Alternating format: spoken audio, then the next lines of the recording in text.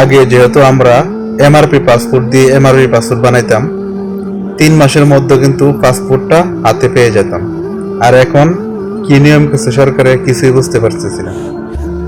ই passport প্রথম আবেদন করার পর অনেক সময় ফিঙ্গারের ডেট পাওয়া যায় না, শিডিউল পাওয়া যায় না। আর অনেকে সাথে সাথে পাই, কিন্তু তাদের ভাগ্য ভালো। কিন্তু আমি আবেদন করে রাখছি, এখনো কিন্তু ফিঙ্গারের ডেট এখনো পাই নাই। ঠিক আছে। আর এটা কি সিস্টেম নিয়ম করছে, যাদের পাসপোর্ট এক্সপায়ার একদম কাছাকাছি ডেট আছে 1 থেকে 1.5 মাস, তাদের তো পাসপোর্ট এক্সপায়ার হয়ে গেলে তো আর পরে আর আকামা বানাতে পারবো না। তো এটা সরকারে কি নিয়ম করছে, যারা ফিঙ্গারের ডেট একবার আবেদন করলে তারপরে আবার 4-5 মাস পরে ফিঙ্গারের ডেট পাইবো, আবার আবার ফিঙ্গারের ডেট পাওয়ার পর 3 থেকে 4 মাস পরে আবার 3 মাসের ভিতরে পাসপোর্ট আইব।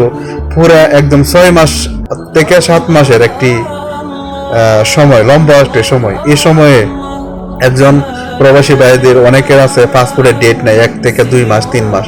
তারা কিভাবে একামা বানাবো আকামার ডেট শেষ হওয়ার পর? এটা কি সরকারের কোনো প্রকারে আমলে নিতে হচ্ছে না, মানে কোনো প্রকারে এটার কোনো দায়িত্ব বা দেখে না।